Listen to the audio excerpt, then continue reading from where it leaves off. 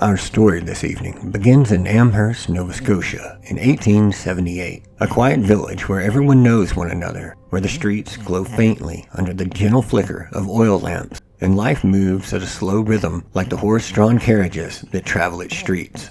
Situated on the Bay of Fundy, Amherst could experience some harsh winters, but in August, when our story begins, the summer sun lingers in the sky and the air is thick with a humidity that all coastal towns know too well. Occasional storms roll in from the Atlantic, rattling shutters and sending rain pattering all across tin roofs. It was amidst this ordinary summer backdrop that something extraordinary and terrifying was beginning to stir. Esther Cox, a shy and unassuming young woman, lived with her sister and her brother-in-law in a beautiful but somewhat modest two-story cottage on Princess Street. One night, her otherwise quiet and routine life would begin to be upended in a series of events that would take place that would soon draw the attention of the entire village and beyond. It began as just a scratching sound from underneath the bed. She would initially brush it off as being a mouse, but it was no mouse.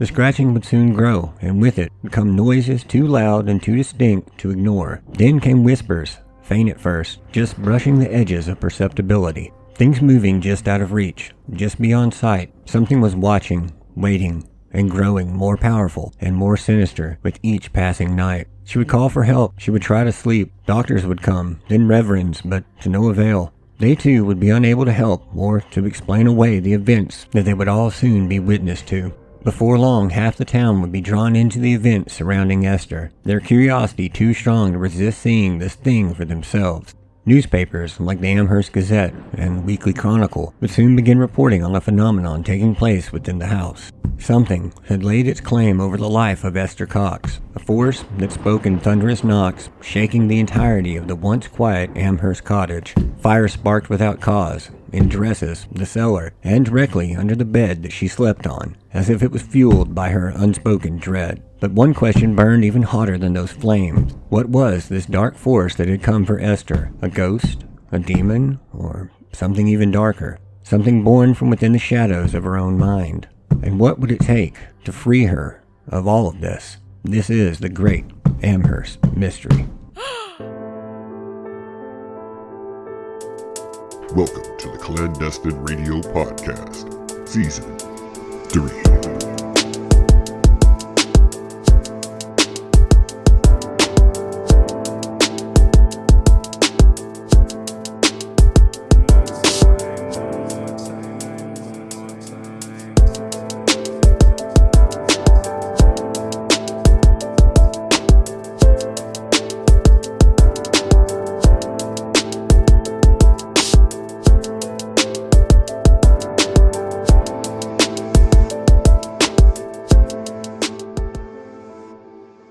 Good evening, curious minds out there across the world, and welcome to Clandestine Radio Podcast. As always, I'm your host, DJ Joswa, and this is Season 3, Episode 10, Mind to Kill, the Great Amherst Mystery. This is a completely true story. It's up to you whether you choose to believe it or not, but these are the actual accounts from people that were there, that witnessed this stuff. It's kind of a wild one. But it's definitely a longer one than I intended for it to be. But you know me, I really try to tell the entire story. So I kind of got swept up in it, and yeah. It's not the short episode I was hoping to put out. But hopefully you guys will like it. Not going to keep you here. I just wanted to go ahead and pop in and welcome you all to the show. Thank you so much for tuning in. If it's your first time, be sure to sub for us so you'll know whenever the next one drops. We've still got one more significant spooky episode coming out. For spooky season. It will drop on Halloween night, and yeah, should be good times. So without further ado, let's get into it.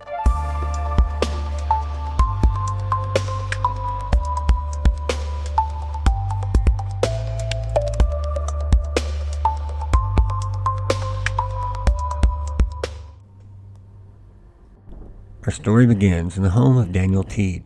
At this time in history, it was located on Princess Street, near the intersection with Church Street. A two-story cottage, well kept and painted a faint yellow hue. Daniel Teed's family was comprised of his wife Olive and their two sons, little George and Willie. Daniel earned a fair living as a foreman at the Amherst shoe factory, and while they weren't wealthy by any stretch of the imagination, they were well off enough to bring in other members of their families. Olive's two sisters, Jenny and Esther, and her brother, William Cox, as well as Daniel's brother, John Teed, all lived in the house together. The group lived a calm, if not somewhat monotonous life together, rarely straying far from their daily routine. Daniel was known to be a good and respectable man, and the rest of his household were held in the same high esteem by all who knew them. It would be on one unremarkable August night when the first signs of what was soon to come would disturb the rest of Jenny and Esther. After the family finished their evening meal and cleaned up, Esther would decide to retire early. Jenny, with whom she shared a room and a bed, told Esther that she had to run a quick errand, but that she would be up there to join her very soon. A storm was brewing outside, and the damp and foggy night drove the rest of the household to retire by 8:30 p.m.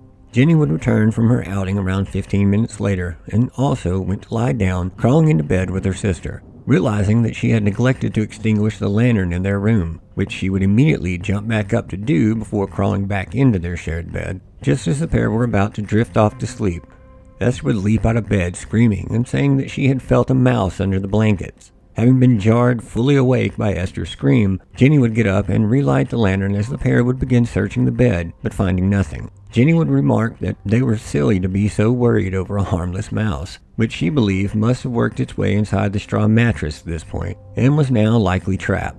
Convincing Esther that there was nothing more to worry it with, she once again shut off the lantern, and the two laid back down. After a tense few minutes of listening, but hearing no mouse, they would both fall asleep. All was normal in the morning, and everyone went on about their daily routine without another thought of the previous night. That is, until they laid down and they both heard something moving beneath the bed. A faint scratching sound at first, barely even audible. Then the sound of movement. Esther would say, "There is that mouse again. Let us get up and kill it. I'm not going to be worried by a mouse every night." At this, the pair got up and lit the lantern and went about trying to hunt down their noisy pest. They would hone in on a green pasteboard box beneath the bed where scraps of patchwork were stored, and after hearing a rustling sound come from it, they drug it out from under the bed and into the center of the room. The two stood over it, both silently hoping that the other one would be the first to muster up enough courage to open it, when both were taken back at the sight of it jumping about a foot into the air before falling over onto its side. Neither could grasp what they had just witnessed, so, dumbfounded, Jenny returned the box to the center of the room and set it back upright as they stared intently at it, wondering what had just happened and what it might do next. They only had to wait a few moments, though, as once again the box repeated the exact same motions. The two, upon seeing this once more, screamed as loudly as they possibly could for Daniel. He would throw clothes on quickly in the dark and race into the room to see what had so frightened the two girls. Once he was told the details, though, he simply laughed and shoved the box back beneath the bed and remarked that they must be crazy, or it is possibly just a dream. Then he grumbled something about how they disturbed his sleep for nothing, before turning and leaving their room. At breakfast the following morning, the two girls once again insisted on what they had seen the previous night. When no one believed them, they decided to try to just put it out of their minds, and to get on with the rest of their day. A day that passed without any incident, and would have simply bled into all the others had that night's events not taken place. Chapter 2. Marked for Death. This night the disturbances changed. It was no longer objects moving or noises in the darkness. No, this time it was Esther herself. Around 8:30 that evening, she began complaining of feeling feverish, and at the advice of her two sisters, went on ahead to bed. Around 10 o'clock, Jenny would join her. Doing her best to put the previous night's events out of her mind, she lay down in bed and lay there calmly drifting off to sleep, at least for a moment, until about 15 minutes later anyway. At which point, Esther sprang out of the bed, taking the covers with her, and stood there shaken for a moment before loudly exclaiming, "My God, what is wrong with me? I'm dying." Jenny also bolted from the bed at this and lit the lantern, casting its light onto Esther. She expected it to just be a nightmare that Esther had been awakened by. But that wouldn't be the case. There stood her sister in the corner of the room, her face blood red, and her eyes so wide that they looked like they might burst from her sockets at any time. Her hands clasped around the back of a chair so tightly that her nails had dug into the wood. Jenny would then call out for help, as by this time she too was stricken with fear. Mr. Teed would be the first through the door, followed closely by Daniel, William Cox, and John Teed, who all came in the door at about the same moment. Once they arrived and asked what was going on, Esther went pale and had to be helped back into the bed. After she sat at the edge of the bed a moment, appearing to be in some sort of a daze, she looked to her feet before jumping back up with a yell and saying that she felt as if she was about to burst into pieces. The other family members were unsure of what to make of this. Mr. Teed thought her sister had just lost her mind, but Jenny remained calm and urged Esther to lay back down. Since she was so weak, her sisters would try to help her back into the bed once more. At this moment, Esther would struggle to speak, once again saying, "I am swelling up and shall certainly burst. I know I shall." Daniel, who has been a hardened skeptic up until now, spoke in a startled tone, saying, "Why, the girl is swelling. Olive, just look at her. Even her hands are swollen. Lay your hand on her. She's on fire." Indeed, she was swelling, her skin flushing hot, her breath quickening, as if something deep within her was struggling to the surface. Her family would sit by her bedside, swearing that they could see her pulse racing visibly beneath her skin, hear it even in the walls and in the floors, a heavy, dreadful rhythm that didn't belong there. And there she lay, screaming in pain, teeth clenched shut and grinding as if suffering some sort of a seizure. Then boom! A sudden loud sound, like thunder from inside the very room itself, shook everyone but Esther to their feet. Miss Teed, fearing that the house had been struck by lightning, flew out of the room to check on her 2 boys.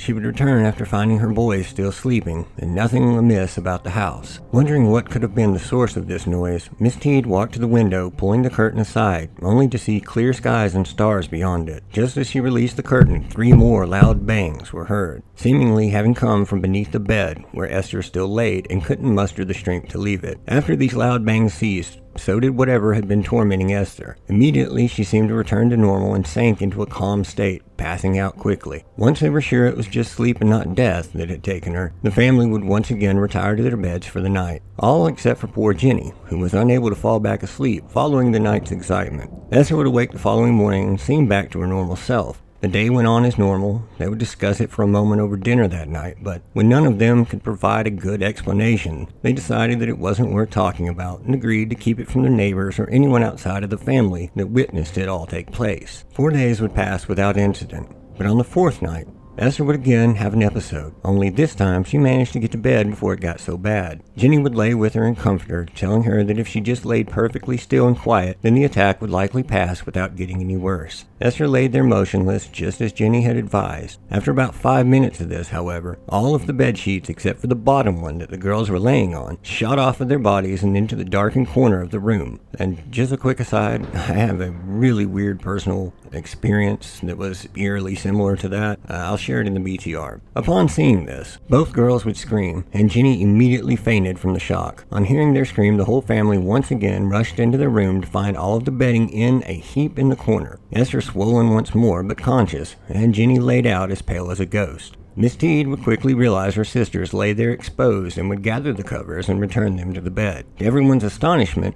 as soon as she did this, they were once again thrown off of the bed and back into the darkened corner. Then the pillow beneath Esther's head also took to the air, striking John Teal right in the face. This was enough for John, and he left the room, saying that he had enough of it. The rest of them sat along the side of the bed, holding the recently returned covers down on the bed this time. William Cox would then leave the room to fetch a small pail of water to bathe Esther's head, which was hot to the touch once again and pounding. As soon as he made his way back into the room, a series of loud bangs, like thunderclaps, came seemingly from under the bed once more. This time even louder than before, shaking what felt like the entire house. And once again, as soon as this subsided, Esther would be released from her torment and relax into a deep sleep. The following day, both girls were feeling weak, especially Esther. Over breakfast, the family decided that a doctor should be summoned, and that afternoon, Daniel would head to town to inform their physician. Once Daniel arrived, Dr. Carit would have a good laugh at hearing all of this, but agreed to pay a visit the following day and would stay and to monitor Esther until the morning after. Daniel was also still dismissive to some degree, and told the doctor that he was sure it was nonsense and that no such tomfoolery would take place with the doctor there. The next evening at 10 p.m., Dr. Carit would arrive. Esther had been in her bed now for an hour and had suffered no attack so far. The doctor would still make his way up to her room. He would take her pulse and examine her tongue before telling the family that she seemed to be suffering from, quote, nervous excitement and had evidently received a tremendous shock of some kind. As he still sat at the edge of her bed, and with family gathered around, they all watched as a pillow under her head came out from under it, all but one corner, and straightened out as if some unseen force were pulling at it. This time it just remained there for a moment before sliding itself back into place underneath the bed. The doctor was shocked at the sight of this, asking the others, "Did you see that?" It went back again. John Teed, who had already had a bit of disdain for that pillow at this point, stated that if it moved again, it won't be going back because he intended to hold on to it, before adding, quote, "even if it did bang me over the head last night," end quote. No sooner had he spoke, though, and the pillow once again came out as before. But as it began to move back, John kept good on his pillow promise and grabbed it with both hands, holding it with all of his might. It may be pertinent to add here that John was a large, strong, healthy young farmer. Despite his best efforts, though, the pillow was pulled away from him by a force more powerful than himself. John stood there completely dumbfounded, and likely making another mental note regarding his ever-growing vendetta that he owed to this pillow. All as Dr. Carit exclaimed, "How wonderful!" in excitement. As he stood up from his chair, the loud bangs started once more, seemingly originating from under the bed. He would stoop down to try and see what could be causing them, but found nothing to explain the sounds. He then walked towards the door of the room, but the sounds now followed him along the floor. A moment later, the bedding once again flew into the air. As they rushed to grab it and cover Esther back up, a very distinct sound stopped them all dead in their tracks. It sounded as if someone or something was scratching loudly on the wall above the bed. With some sort of a metal instrument, the entire room would look to the wall where the sound was coming from. And as a nervous arm lifted up a lit oil lamp under the air to try and see what was happening in the darkness, a horror washed over all that were present. There, scratched deeply into the wall over the bed, was writing where none had been only moments before. To the astonishment and horror of all, there could now plainly be seen words, a sentence that would forever change the lives of all in attendance. Esther Cox, you are mine to kill. Chapter 3. The Terror Begins.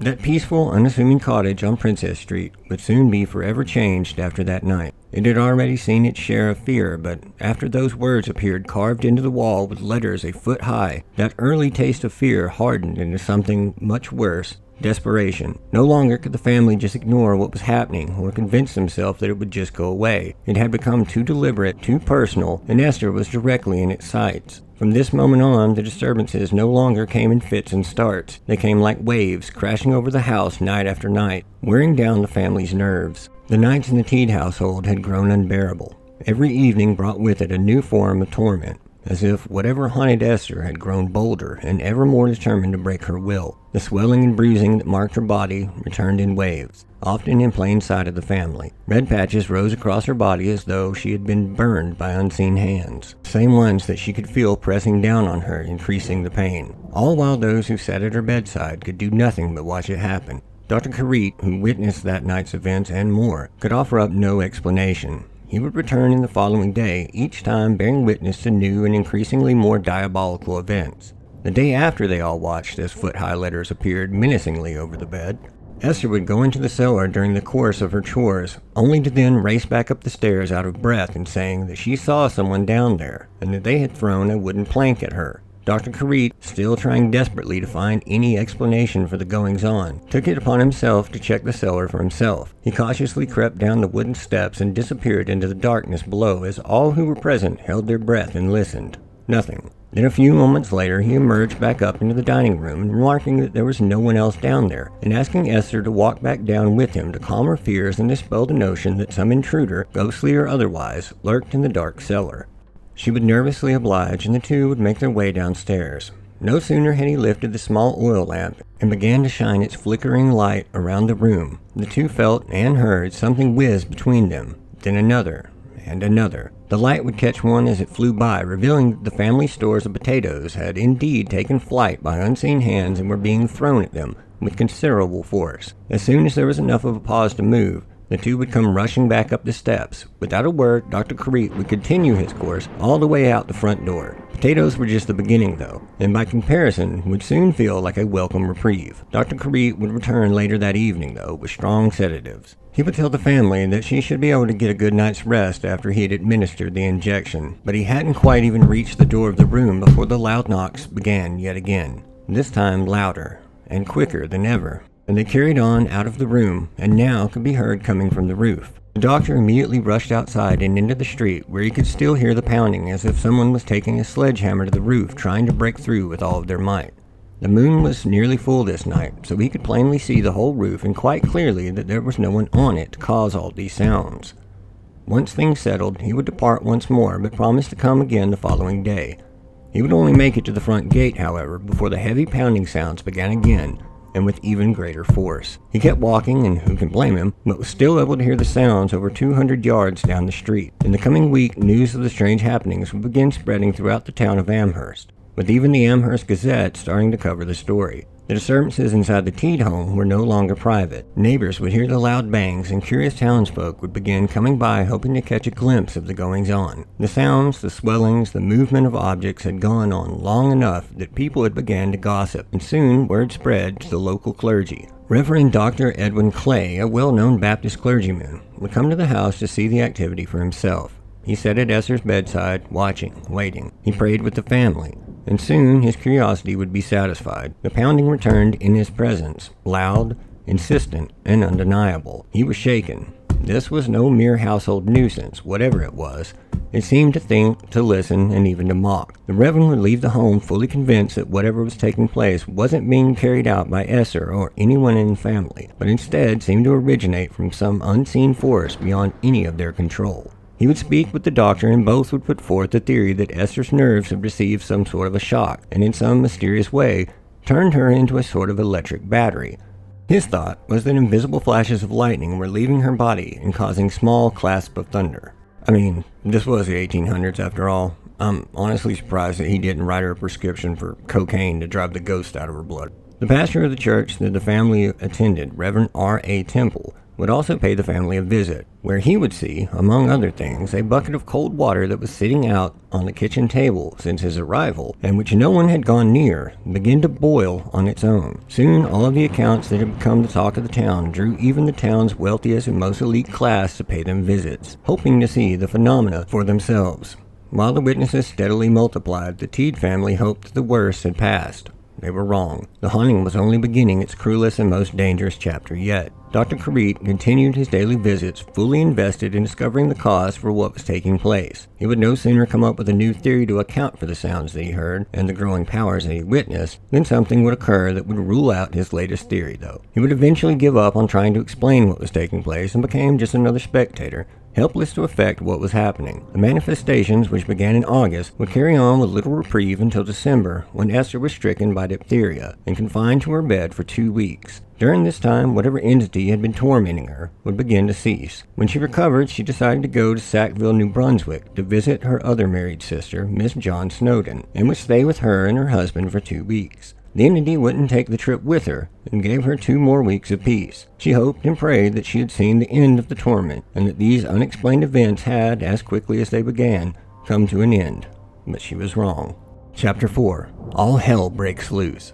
For nearly a month, the Teed home had been quiet. Esther's diphtheria had left her weak, and while she struggled through her recovery, the entity that had tormented her for months on end seemed to suddenly show mercy. Her visit with her sister in Sackville was also uneventful. For the entire 2 weeks, the calm continued, and there was no phantom knocks, no unexplained throwing of objects, and no attacks of swelling and pain. For the first time since August, Esther could finally rest without fear, but when she returned to Amherst, it would seem that the entity came back with her. This time, things would take a much more dangerous turn for the worse. While she was away, the family decided to switch the girl's room, in hopes that the newfound sense of peace that she was enjoying would carry on, aided by somewhat of a fresh start. They were hardly in the room a few days, though, when the first incident took place. One night, as the girls lay in bed, Esther would sit up in bed and grab Jenny's hand. This startled her a bit, but what Esther said next disturbed her much more. "Do you hear it?" "What?" said Jenny. "That voice. The ghost. It says that it's going to burn the house down tonight." Jenny heard nothing, but listened intently as Esther continued. "It says that it once lived on Earth, but it's been dead for some years, and now is only a ghost." Jenny would call out to the others, who all made their way into the room once again. Jenny would begin explaining to them what Esther had just told her. They would all laugh this off, with Daniel informing the two that no such thing could possibly have been heard because there is no such thing as ghosts, and the Reverend had stated that this was all just caused by electricity. And, added Daniel, electricity cannot set the house on fire unless it comes from a cloud in the form of lightning. Obviously, that sounds preposterous to us now, but you have to remember that there was no electricity at this point in history running anywhere inside the house. And most people at this time only had a very rudimentary understanding of the subject to begin with. Don't ask me how he thought electricity carved words into the wall. I'm as puzzled as you all are. While everyone was gathered there laughing and talking about what was just said and how ridiculous it was to think that a ghost had spoken to Esther, to the shock of all present, they watched as a lit match fell out of thin air over the bed and land on the covers. Luckily, Jenny had enough wits about her to quickly snuff it out before the bed covers had a chance to ignite. The laughing ceased, as each of them shot stunned glances at one another, trying in vain to wrap their minds around what just took place. They wouldn't have long to contemplate it, however, as over the course of the next 10 minutes or so, matches would continue to fall on the bed and about the room, seemingly out of thin air. The group would seize upon each one to extinguish it as quickly as they appeared. Soon the matches would stop, the loud bangs would return and plague the family throughout that night. It was around this time that Jenny came to the conclusion that this entity that made the noise and manifested the matches could hear and understand everything that they said. She felt it could likely see them as well. That theory would be put to the test the following night when Dr. Carete would return to the house. Just as Jenny finished up telling the doctor of her new epiphany, 3 distinct knocks were heard. At Daniel's request, Dr. Carete asked the entity if it could, in fact, hear them. 3 more loud knocks reverberated about the room. Daniel then asked this power, or as he called it, could tell how many people were present in the room, but received no response. He then reframed his question, this time asking, how many persons are in the room? Give me a knock on the floor for each one. 6 loud and distinct knocks came back in response, the exact number of people present at that time. It would seem that a breakthrough had been reached. The family now had a means with which to communicate with the entity. They would work out a system where it would knock once for a negative answer, 3 times for a positive answer, and only 2 times if it was unsure about its response. Daniel would ask if the house would really be set on fire. The entity responded, yes. About 5 minutes later, a dress that was hung all the way across the room from the bed on a nail would lift up before being rolled into a ball and placed under the bed by unseen hands. It happened right in front of them all, but too quickly to be prevented, and smoke began to roll out from under the bed. Daniel was fortunately able to move quickly enough and drug it out from under the bed, stamping it out before it could set the whole place ablaze. No sleep was had by any of them that night, for fear that this entity would set a fire in some inaccessible place, and no one would be able to escape the cottage before it burned to the ground. The swellings, the knocks, even the ominous message that was dug into the wall, all of it had only been a prelude. Now, the entity was no longer content with scratches or bruises, no longer satisfied with bumps in the night. Now it wanted destruction. It wanted fire. Though the fires began to happen upstairs, their only logical source of matches came from the only matchbook which was kept in the kitchen. No matter where they tried to hide them, though, it would somehow always find them, and perhaps it didn't need them at all. About 3 days after the first episode of fires, Miss Teed was sat in the kitchen, churning fresh cream into butter, when the entity would spark its next blaze. Esther was seated in the dining room where she had been for over an hour at this point, and prior to that, she was helping her sister in the kitchen. Despite everyone being accounted for and no one having occasion to go down into the cellar all morning, nonetheless, Miss Teed noticed that smoke was crawling out from beneath the cellar door. They would both notice the smoke at about the same time, but both were so surprised by what they were seeing that neither could move immediately. It would be Miss Teed who would come to her wits first. Acting quickly, she grabbed a bucket of drinking water from the kitchen table and flew down the cellar steps to confront whatever fire awaited below. At first, she struggled to see through the dense smoke and darkness in the cellar, but right about that second, the fire announced itself in dramatic fashion. In the far corner of the cellar came a brilliant flash from out of the barrel of shavings, as flames blazed up high enough to nearly reach the joist of the floor above. Shortly after Miss Teed headed down the stairs, Esther came down behind her. Upon seeing the flames, however, she stopped dead in her tracks and stood in a state of shock and astonishment. Luckily, Miss Teed was more composed and was able to pour what water that she didn't slosh out of the bucket on the way down the steps into the barrel. She couldn't tell if it was enough to extinguish the blaze, but the smoke that poured out from the barrel was so thick that neither her nor Esther were able to stick around and find out. The women rushed back upstairs to escape the dense, suffocating smoke and all the way out onto Princess Street, crying "Fire! Fire!" as loudly as they could. Thankfully, their cries were heard by several men nearby who worked together to put the fire out with wet clothes and a barrel full of rainwater for washing. This would mark another escalation in the entity's attacks, and also lead to even more eyes on the case. The Amherst Gazette would publish another article at this time that had been started by an unknown force. As with many articles from the prestigious paper, it would be copied all throughout Canada by other papers.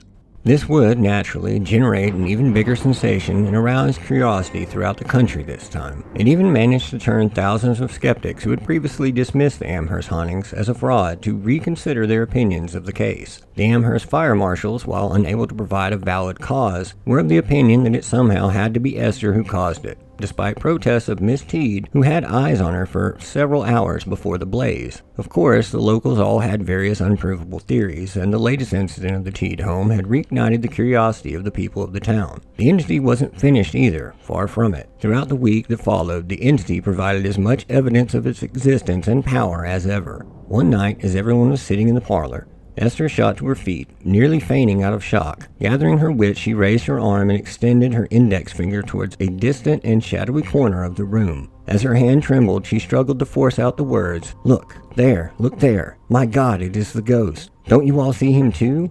There he stands. See, his eyes are glaring, and he laughs and says I must leave this house tonight, or he will kindle a fire in the loft under the roof and burn us all to death. Oh, what shall I do? Where shall I go? The ground is covered with snow, and yet I must not remain here, for he will do what he threatens. He always does. If I were dead," her voice trailed off, as she fell limp to the floor in agony, grief, and fear, crying for a few moments, and then all was still. No one else in the house had seen or heard what she had, but after laughing off the first warning it gave, only to watch lit matches drop out of thin air, they weren't prepared to take this one so lightly. Daniel would help Esther up, and upon laying her on the couch, made mention of the serious nature of what she said, particularly on a windy night as it was, remarking how if their home were to catch fire, the wind would carry the flames and likely race through the entire village without any means to stop it. He then looked at Esther with concern, and maybe a hint of despondency, before speaking once more. "You must go, Esther.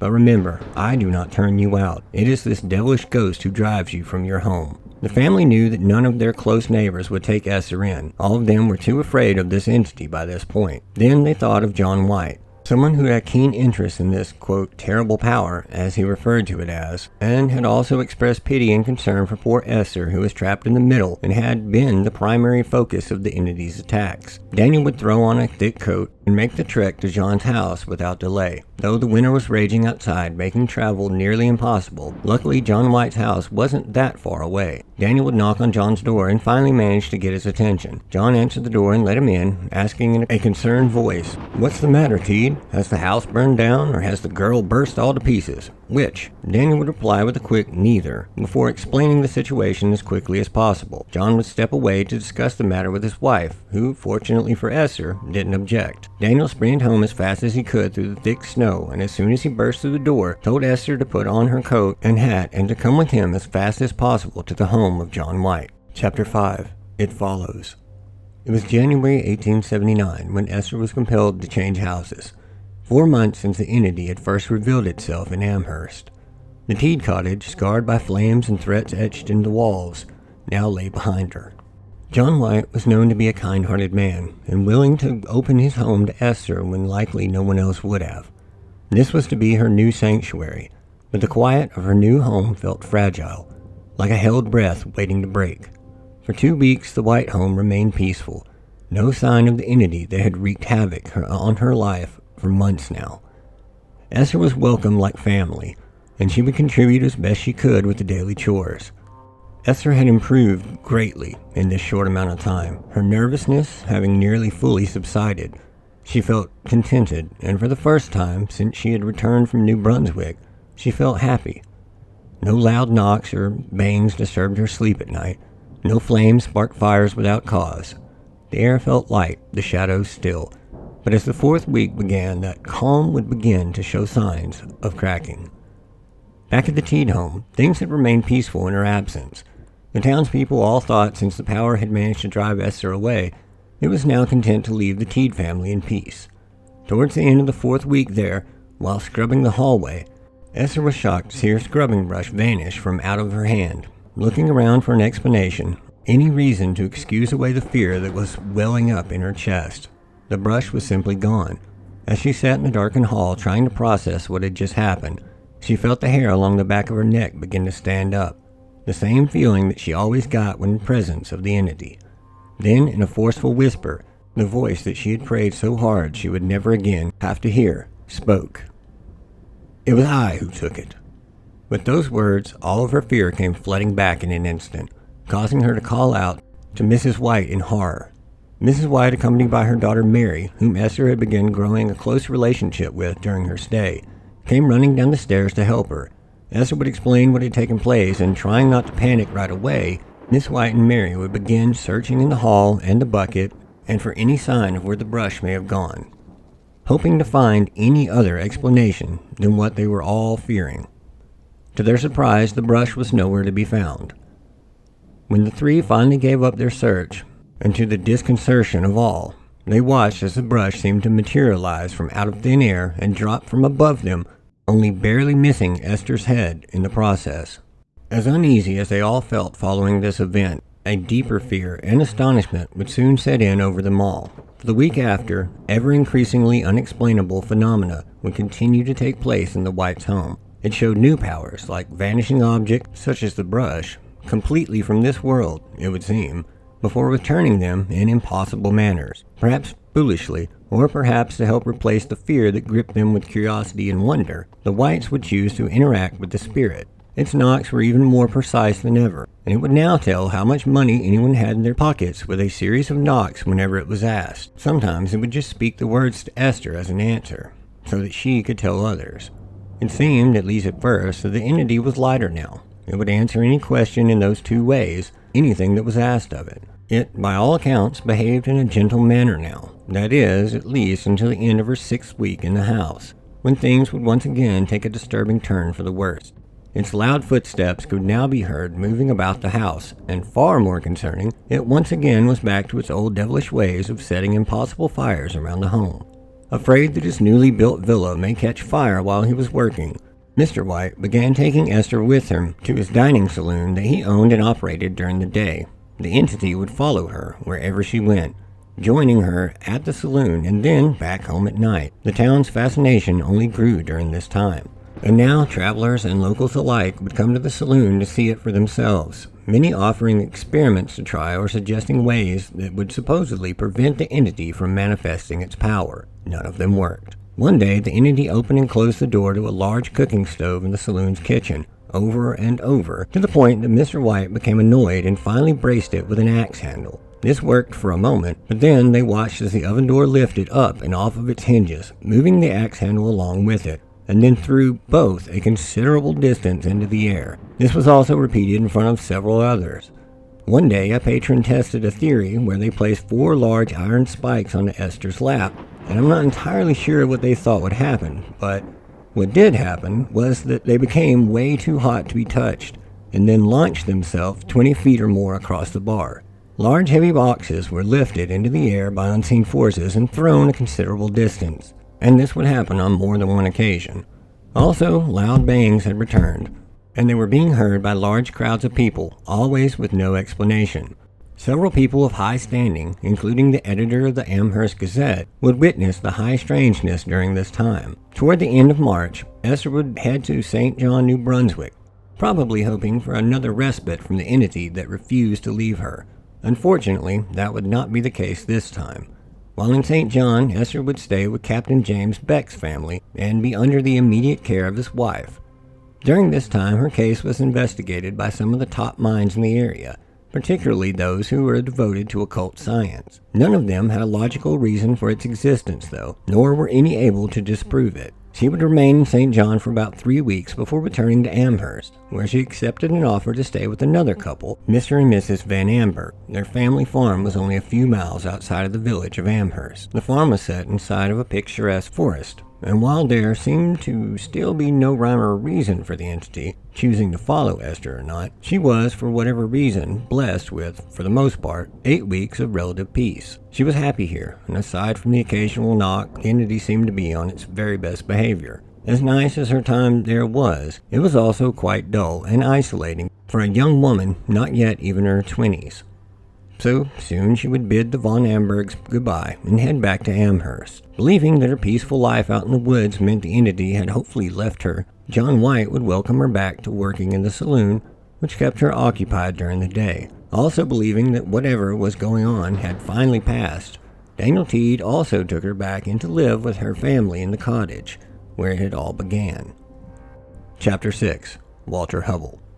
It's virtually impossible to discuss the Amherst Mystery without bringing up Walter Hubble, from whom the majority of this story and our first-hand quotes and accounts largely stem from. Hubble was an actor and would travel throughout the year working with various acting troupes to put on plays. It was while he was in Canada, working with one of those very acting troupes, that he would catch wind of Esther Cox and the Amherst haunting. From reading his writings, one can be forgiven for assuming that he was a firm believer in the spirit world. In truth, Hubbell was a fairly well-known skeptic and self-professed debunker of fake mediums and hoaxers. He would first take an interest in the case for the purpose of debunking it and to proving Esther Cox was a fraud. He would first contact Mr. John White while he was working in Newfoundland, regarding taking her on a lecture tour with him where she would be present and watched on stage the whole time. It would be Mr. White who would let Hubbell know that Esther was back and working at his establishment during the day and staying at Daniel Teed's cottage again as well during the nights. Mr. White would also say that the quote-unquote terrible power was still producing the quote wonderful works of the devil. He also added that Hubbell should hurry before it either killed Esther or burned Amherst to the ground. Mr. White would meet up with Hubbell once he got into town, and they had dinner together and discussed the tour idea. Once they finished, Mr. White escorted Hubbell to the home of Daniel Teed, where he was introduced to Esther and the rest of the family. By this point in time, the spirits had given more clarity on who they were. The original entity was now known to be Bob Nickel, a shoemaker in life. The others allegedly introduced themselves as a Pete Cox, a relative of Esther's who had died long ago, and Maggie Fisher, who I wasn't really able to find any reliable information about, but she was one of the other spirits. There was like 5 or 6 of them, I believe, by the end of it all, but I didn't really feel the others were important enough to really go into because they didn't really play particularly strong roles themselves. Hubbell would listen to what Mr. White had to say, and then Mrs. Teed and the others, but remained a hardened skeptic quietly to himself. Esther's family was all about the tour idea and suggested ways to run it like a business and how to maximize off of Esther's, quote, tremendous reputation and its ability to draw people. Teed secretly had no plans of believing in the ghost part of things, and in his book he states plainly that it is, quote, out of the question, and that he would expose all of that, since he had such success exposing alleged mediums previously. Hubbell would leave this first day to accept an offer from Mr. White to join him for dinner that evening, and would also accept an offer from Esther to come back that evening. Mr. Teed, having been at work when Hubbell made his first visit, was introduced at this point.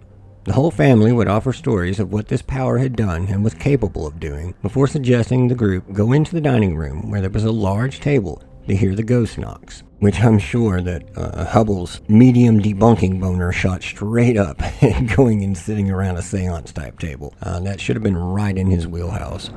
They would only be in there for a few moments before multiple variations of knocks, taps, and scratching could be heard. Esther would inform everyone that Bob and Maggie were both present and requested Hubbell to ask a few questions. He had already observed everyone else asking questions, and now it was his turn. Hubbell would ask the serial number of his watch, and then ask the time on the wall clock, and both were answered correctly.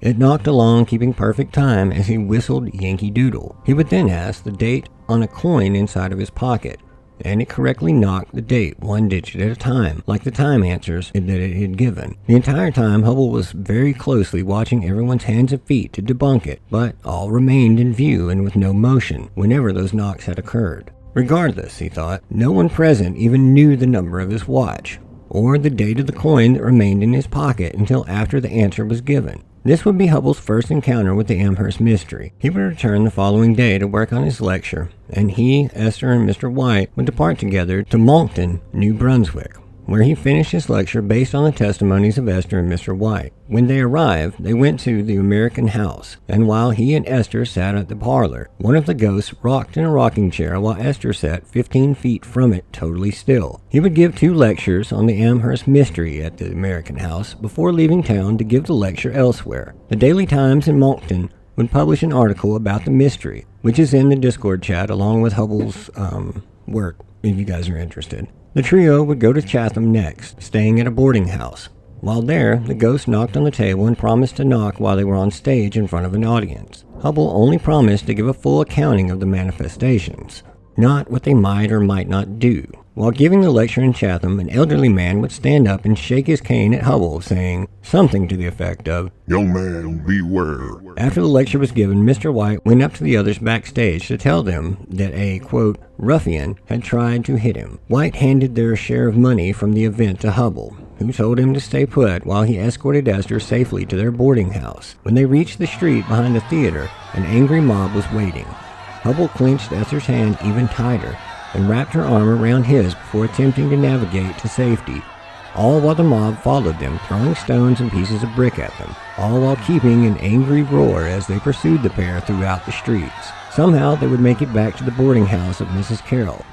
As they entered and closed the door tightly behind themselves, Hubble, still in awe of the luck that they had had in avoiding all of those thrown objects, was contemplating if perhaps the ghost had guarded them to safety when he glanced over to Esther. Despite avoiding physical damage, it was immediately clear that her mental state hadn't escaped quite so unscathed. She was badly shaken by the event, and her nerves were as bad as ever. Mr. White would eventually make his way back as well, and once he managed to get through the door, he announced that he would go no further with them, making his belief known that should they carry on, they will surely all be slaughtered by the end of their tour. I had to do some digging to actually understand why they were so angry, but as best I can tell, people went there thinking that they would see some kind of wild paranormal activity since they had heard so much about it by this time. I mean, the story of the Amherst Mystery was the talk of Canada, and had become a hot feature in all of the papers up there. So whenever they paid money to attend and they only saw Hubble give a talk and Esther just sit there passively, the few knocks here and there were pretty unimpressive to them and unconvincing. So I guess they felt that he was just trying to make a quick buck, which I mean he kind of totally was, but safe to say that they were less than impressed by it all. After this, Mr. White became determined to return to Amherst and to take poor Esther home to her sisters. Hubble still wanted to stay, that is, until one of the very few friends that they had in the town came by to strongly advise them to leave that night while they had a chance. With that, the Great Amherst Mystery Tour of 1879 would come to a close. Before the trio had originally departed from Amherst, a man had stepped out of the crowd that had gathered to see them off and approached Esther, asking her to instead to go with him and to give demonstrations on the manifestations of the power throughout the country, which she declined. It was now the opinion and theory of the three that that man was directly involved with inciting the crowds against them, as well as being behind a hit piece that had been circulated in the local papers the day of their performance. Regardless what the cause was, the three headed at midnight towards Amherst, arriving back at the Teed home on Saturday, June 21st, 1879. Esther was perfectly healthy, except for her nerves and state of mind. Mr. White had parted ways with them back at the station and never wanted anything else to do with the quote-unquote terrible power. Hubble made arrangements to stay with the Teeds for the rest of that summer. The incidents with the entity would begin the same day, as his umbrella took to the air and flew across the room near to where Esther was seated. Moments later, Esther went into the pantry and had just walked out carrying a large dish in both of her hands when a carving knife came whizzing through the air and just missed the top of Esther's head, having come out of the pantry where no one was at the time. Hubble would go immediately to check the pantry, but found it empty. After that, he grabbed his satchel from the chair, which he'd been seated in, and went to go sit in the parlor, and said that he felt, quote, literally paralyzed with astonishment. He would only have a moment or two to process things when his satchel was flung all the way across the room, though. This would happen as a large chair came from the opposite side of the room and slid into his chair with so much force that it came very close to knocking it out from under him. All this took place in broad daylight. None of it could be explained, and in that moment, Walter Hubble was no longer a skeptic. Hubble would take a walk after all of this to get some fresh air and a little distance to process it all. Unfortunately, no sooner had he walked back into the parlor before all 7 chairs around the table tilted backward and slammed in the floor back first while no one was anywhere near them. Despite his shifting beliefs from skeptic to believer, Hubble maintained enough skepticism to always keep an eye on Esther, along with everyone else during any of these rapid manifestations. Chairs would continue to fall over for the remainder of the day, and objects such as a glass paperweight were forcefully thrown at his head. Luckily for all, the following day was Sunday, the only day that the spirit rarely ever manifested. On Monday, June 23rd, of course, the brief break from the manifestations was over, and the entity or entities would return with violent vengeance. After the stone lid of the sugar container disappeared and reappeared in full view of all, about a foot from the ceiling where it was suspended for a moment before crashing back onto the table, all hell broke loose again as chairs flipped over, knives flew from the table and onto the floor, the heavy table from the dining room flipped onto its side, rugs slid all about the floor, and the entire room erupted into pure chaos. Though they tried escaping into the parlor, immediately a large flower pot with a plant in full bloom would lift from the windowsill, being met with a tin pail of water from the kitchen, and both came to rest in the middle of the floor, carried by unseen hands. All happening in the middle of the day and all in full view of everyone in attendance. A large empty inkstand along with 2 empty bottles were taken from inside a closet and flung with force at Hubble, with no one else anywhere near them. Hubble would lay down on the sofa in the parlor, hoping that it was over with,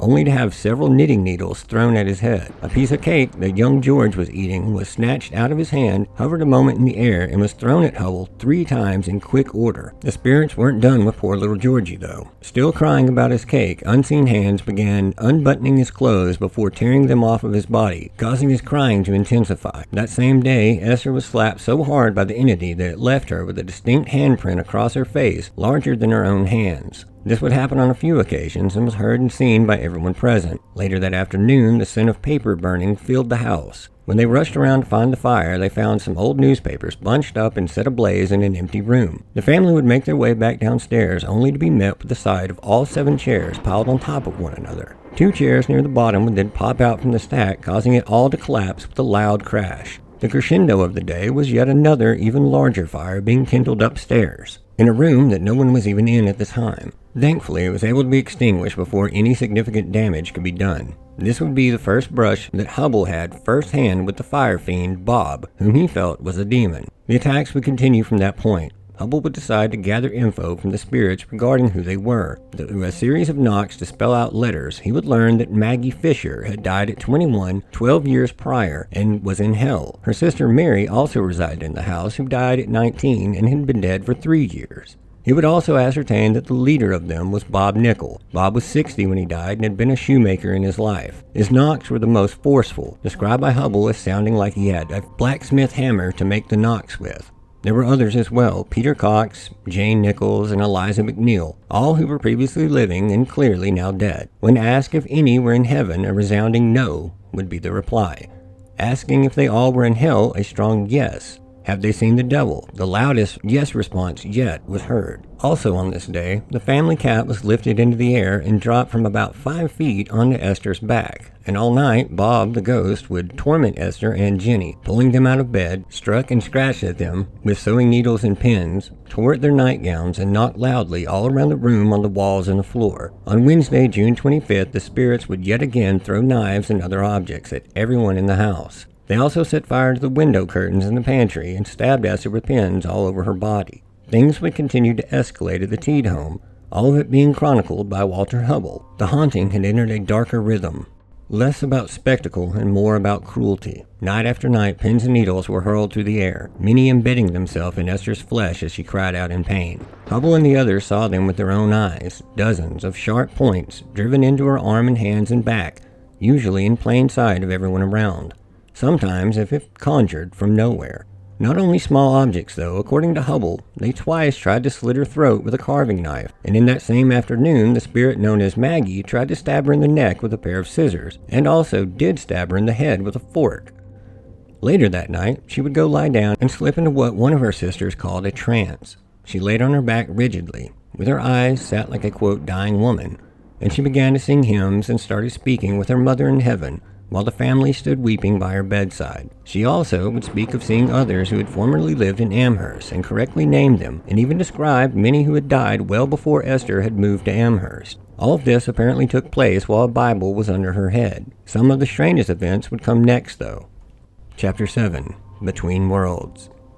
It began one day when Hubble, Esther, and Mrs. Teed were sitting in the parlor. Esther would say that Maggie had taken a pair of her black and white striped stockings from her drawer, put them on, and was now wearing them about the house. Hubble would then command the spirit to remove them immediately, and while he wasn't able to see Maggie, she evidently heard him because at that moment a pair of black and white striped stockings fell out from thin air and landed on the floor in full view of everyone in the room. One night, Daniel Teed called out to Hubble to come to Esther's room, where the family had already assembled. Hubble would quickly throw on clothes and race into the room to see everyone gathered around her bed. Esther was once again swollen, something he had only heard about until now, and in Hubble's words was, quote, fearfully swollen and moving about the bed as if Beelzebub himself were in her. Between gasping for breath, she struggled out sobs and said how she wished that she were just dead. Teed and Hubble would try and work together to try and hold her body still, but according to Hubble, the one demon, being Bob, had much more power than they did combined. This would carry on for about 3 hours until she would finally be able to settle and pass out from exhaustion. Towards the end of July, the haunting became so intense that it was no longer safe to even have Esther there any longer. Fires were continually being set. The walls were being destroyed by furniture taking to the air and being hurled into them. Bedding in all the rooms would be stripped off during each day by unseen hands. Sofas and tables were always being flipped upside down. Knives and forks would be thrown with so much force that they would deeply embed themselves into the backs of doors. Food would vanish from the table. But perhaps the worst of all was that the unnatural voices were now being heard by all, coming from places that no one was, and sometimes places that no one even could be. They would call out to them by name in broad daylight.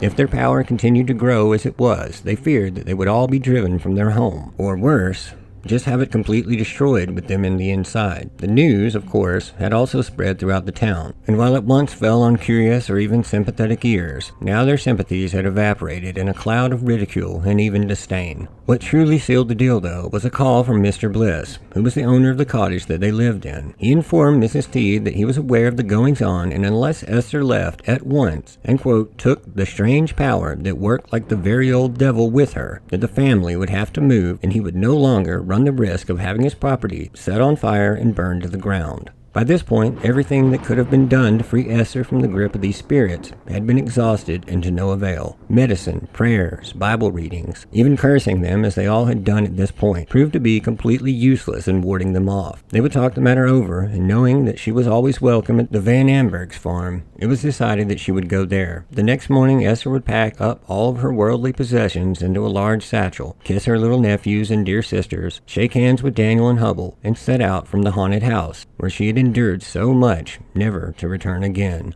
The Teed cottage had endured its fair share as well. Broken walls, battered furniture, smoke-stained and singed woodwork and blistered paint, and of course, the signs of the battle carved deeply into the wall in the room where the terror had first began. Esther Cox, you are mine to kill. The family and Walter Hubble sat in the empty house, now without its usual chaos and without even the first knock being heard. And surely they all had the same concerning thought wash over them. Poor Esther. The ghosts must have gone with you.